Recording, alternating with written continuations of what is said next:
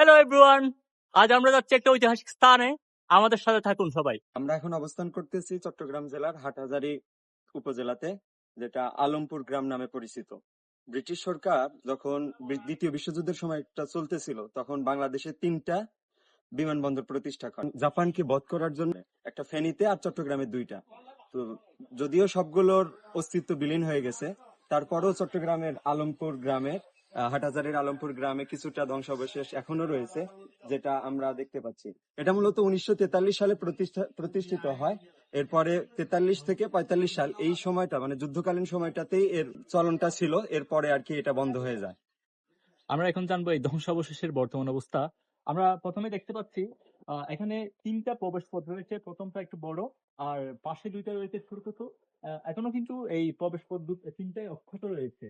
আর ভিতরে যদি দেখতে পাই তাহলে একটা ছোট কামরার মতো একটা লম্বা সারিবদ্ধ লম্বা কামরা আছে, এবং পাশে 1টা 2টা এবং ওইদিকে 3টা কামরা রয়েছে। বর্তমান অবস্থা অত্যন্ত সংকীর্ণ।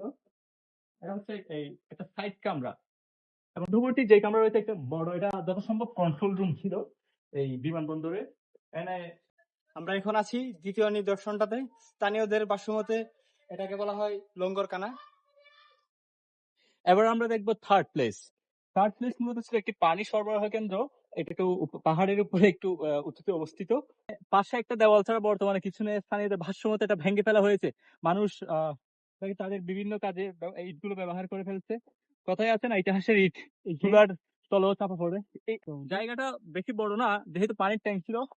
ছিল আয়তকার একটা জায়গা। ওই যে ওইখানে চতুর্দিকে। ওইটা আর আছে। তাছাড়া ওইদিকে ধ্বংসাবশেষ থেকে বোঝা যাচ্ছে ওই পাশে এই এলাকার বিস্তৃতি ওই পাশ পর্যন্ত ছিল। আনুমানিক বলতে গেলে লম্বাতে 50 ফুট বলা যায়।